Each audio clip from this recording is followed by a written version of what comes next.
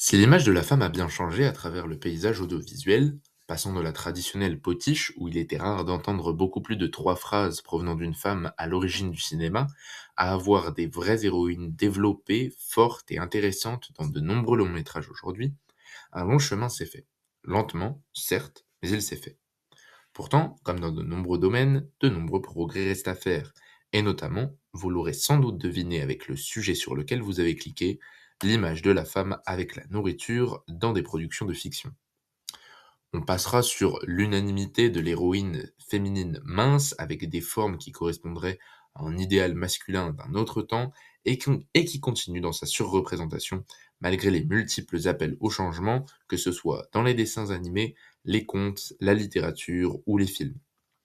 En effet, d'autres biais sont véhiculés via la thématique nutritive, cette fois plus subtile, mais non moins flatteur ou véridique. Un personnage féminin mange ou manifeste sa faim, et cela a bien souvent un double sens. Premièrement, la lubricité. Une femme va manger de manière aguicheuse pour mener à un intérêt sexuel. Et deuxièmement, majoritairement dans les films d'épouvante, les personnages horrifiques féminins sont souvent représentés avec un gros appétit, pour la nourriture comme pour la chair, à contrario des protagonistes de même sexe. La même chose peut se produire dans d'autres genres de films, encore une fois pour montrer la vilainie ou le vice d'un personnage. Comme nous l'avons dit au début de cette vidéo, l'univers cinématographique tend à un équilibre partiel au-delà de l'aspect sur la nourriture, du moins dans la manière dont sont traitées les femmes par rapport aux hommes. En revanche, un milieu dans lequel beaucoup de progrès restent à faire et pour lequel nous ne prêtons pas toujours attention se distingue, j'ai nommé la publicité. En effet, dans ce milieu-ci, les femmes vont tout simplement être absentes lorsqu'il s'agit de vendre un produit gras ou sucré et vont être associées à des produits sains, des régimes, des yaourts sans sucre ajouté ou sans matière grasse.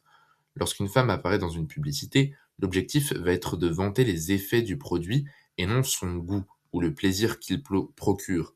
Ainsi, on aura des femmes fines, à la peau lisse et brillante, sans imperfection et bien coiffées, pour sous-entendre que le produit a ce genre d'influence sur la consommatrice.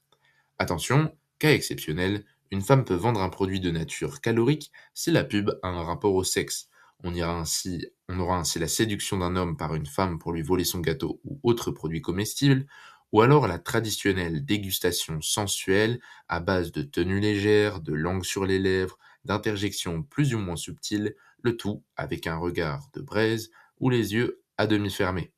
Et dans ces cas exceptionnels, on parlera alors de gourmandise irrésistible ou de petits plaisirs coupables, comme si les femmes ne devaient que rarement manger certains produits sucrés ou gras et résister à une tentation au risque de devoir se sentir coupable de les avoir consommés. Dans d'autres cas, qui sont fort heureusement de plus en plus rares, on aura la femme en posture de cuisinière qui donne à manger aux enfants, qui apporte le repas qu'elle a cuisiné pour toute sa petite famille.